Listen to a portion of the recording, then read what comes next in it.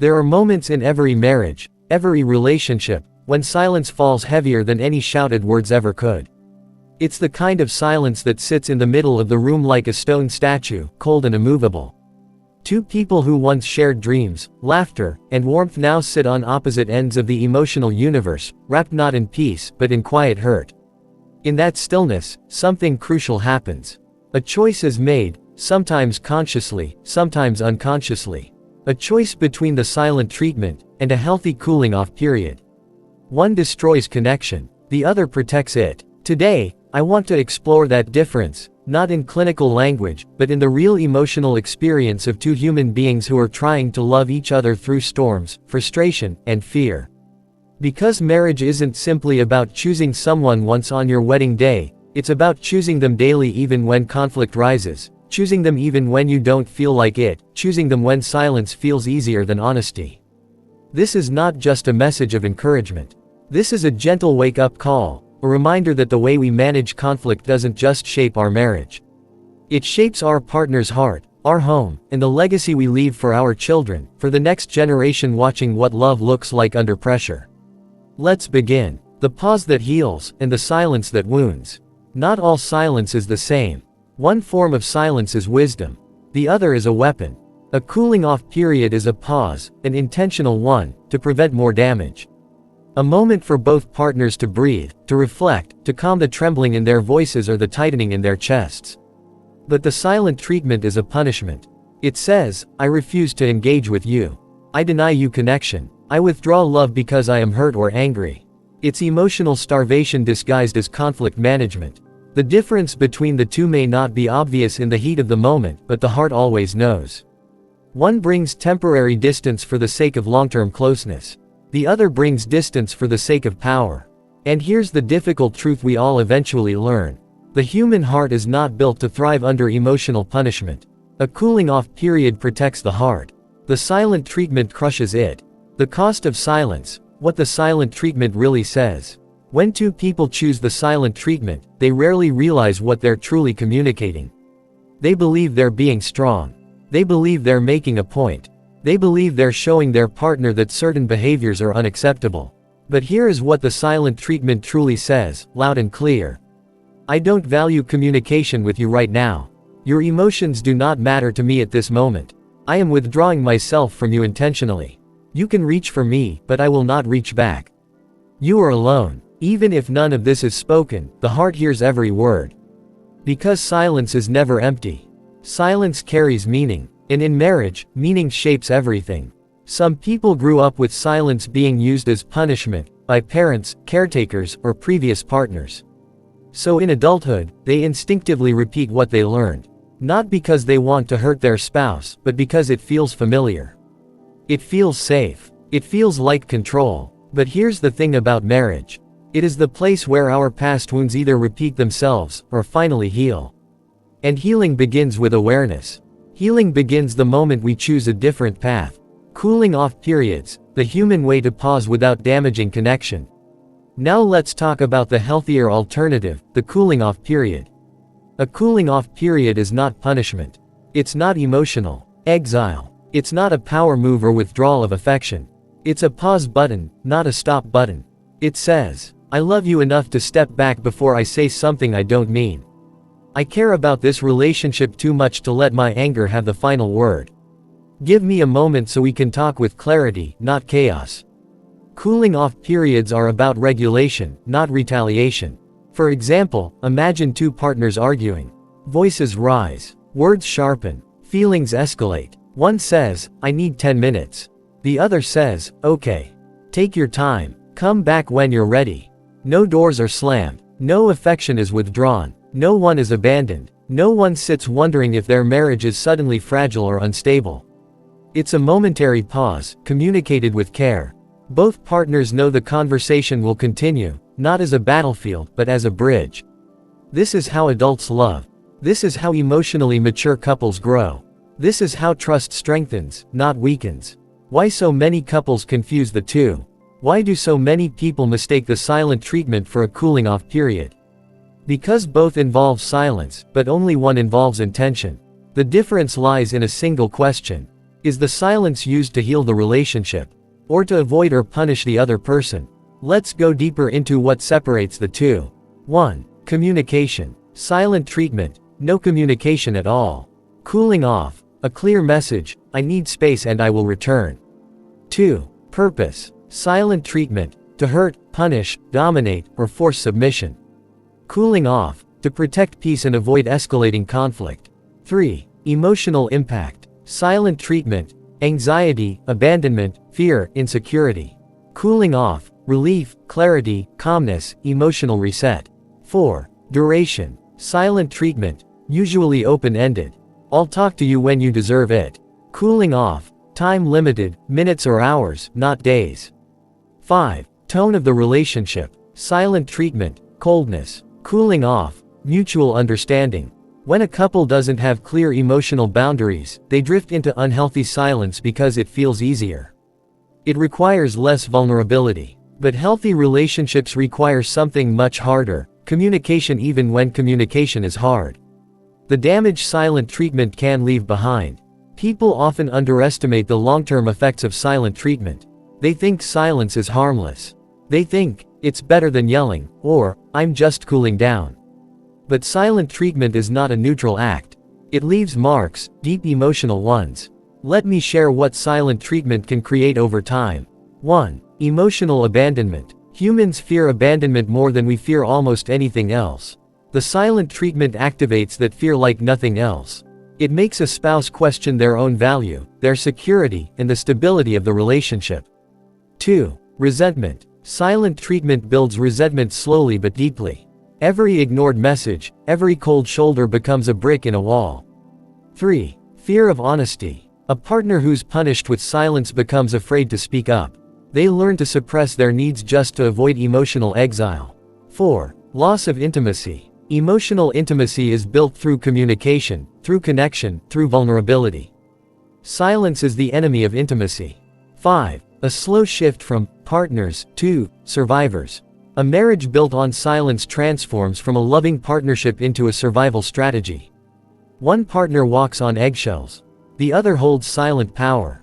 And I want to tell you this clearly and gently. No one deserves to feel unsafe in their own home. The beauty of healthy space, creating breathing room, not distance. Let's shift to the healing part, to what healthy space actually looks like. Healthy space says, I love you and I'm choosing to respond with patience, not pressure. It is one of the most beautiful forms of emotional maturity. Let me paint a picture. A couple is arguing. Both are overwhelmed. One says softly, I need 20 minutes. I want to talk about this, but I want to talk about it the right way. I don't want to hurt you with my frustration. That simple sentence is an act of protection. It protects the marriage from unnecessary scars. It protects the conversation from emotional fire. It protects the partner from feeling unloved. Healthy cooling off periods give breath to a relationship. They allow two people to step back so they can step forward more gently. The courage to communicate your needs. Cooling off requires communication. Silent treatment hides behind the lack of it. But here's the challenge: most people are afraid of acknowledging their emotional needs. Saying, I need space, feels vulnerable. It feels like admitting weakness. It feels like confessing that you don't have control over your emotions. But let me tell you this. Asking for space is not weakness. It is emotional intelligence. It takes maturity to say, I can't continue right now, but I want us to revisit this. It takes courage to set boundaries without cutting connection. It takes strength to be honest about your limits. What a healthy cooling off period looks like. Here's what a healthy cooling off period actually looks like in practice. Notice the subtle but important ingredients. 1. It begins with communication. Hey, I'm feeling overwhelmed. I need a short break so I can come back and talk responsibly. 2. It includes reassurance. I'm not abandoning this conversation or you. 3. It has a clear, agreed upon time limit. Let's pause for 15 minutes, and then we'll reconnect. 4. It protects connection. During the break, both partners know they are still emotionally present, even in silence. 5. It ends with reconnection. Okay, I'm ready. Can we continue now with a calmer heart? This is emotional responsibility. This is maturity. This is love in practical form. The link between emotional safety and lasting marriage. People talk about loyalty, compatibility, shared values, financial stability, but few talk about the foundation that holds all of it together. Emotional safety. A relationship without emotional safety can look normal on the outside. Two people may still live together, share bills, raise children. But inside, the marriage feels like walking through a field of hidden landmines.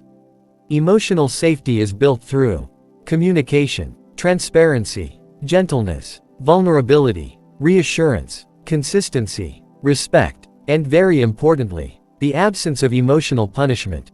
The silent treatment destroys emotional safety because it is rooted in fear, not love. Cooling off periods build emotional safety because they're rooted in care, not control. Why healthy pauses help us grow as individuals. Cooling off periods aren't just helpful for the relationship, they're transformative for the individual. Here's what healthy space allows you to do. 1. Reflect instead of react. With space, your thoughts become clearer. Your emotions settle. You can see the truth beneath the anger. 2. Understand your triggers. Cooling off helps you uncover deeper roots, why certain words hurt, why certain topics feel sensitive, why certain patterns keep repeating. 3. Develop self-control. Every time you choose a calm pause over an explosive reaction, you strengthen your emotional muscles. 4. Approach the conversation with compassion. Once the adrenaline subsides, empathy takes its place. Cooling off periods help us show up as better versions of ourselves. Not perfect versions, but more conscious, more gentle, more loving ones. The hidden benefit: modeling healthy love for children. If you have children, this becomes even more important. They watch everything. They learn not by what you say, but how you love. When they see you use silent treatment, they learn. Love shuts down. Conflict leads to fear. Affection is conditional. Communication is dangerous. But when they see you take healthy space, they learn.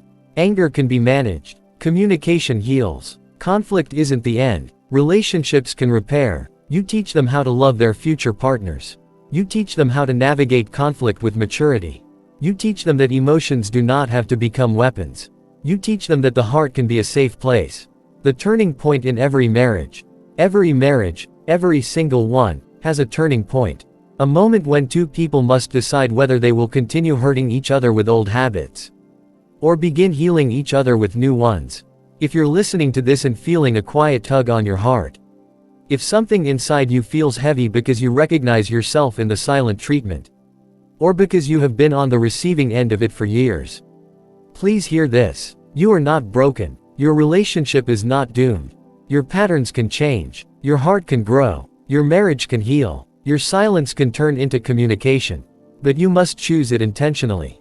You must decide that silence will no longer be your default language. You must choose courage over comfort. You must choose honesty over avoidance. You must choose love over punishment. Because love, real love, requires presence, not withdrawal. How to transition from silent treatment to healthy pauses. Here is the practical roadmap. 1. Acknowledge the pattern. Say it out loud. I realize I use silence to cope or to punish. I want to change that. Acknowledgement is the first step toward transformation. 2. Communicate your intentions. Tell your partner, when I feel overwhelmed, I need a few minutes to breathe. I'm not walking away. I just want to respond better. 3. Agree on signals. Some couples use phrases like, pause break, or, time out, or, I need a reset. These become mutually understood signals, not threats. 4. Set a time frame. 10 minutes, 30 minutes, whatever works. But set it together. 5. Always return. This is crucial. If you leave, and never come back, that becomes abandonment, not healing. Show up. Reconnect. Continue. 6. Practice. Don't expect perfection. Patterns take time to shift. But every healthy pause makes the next one easier. The reward: a marriage that communicates with respect and love. When you begin using healthy cooling off periods instead of silent treatment, something amazing happens. Trust grows. Emotional safety deepens. Resentment dissolves instead of accumulating. Conflicts become opportunities, not threats. Intimacy strengthens. You feel like a team again.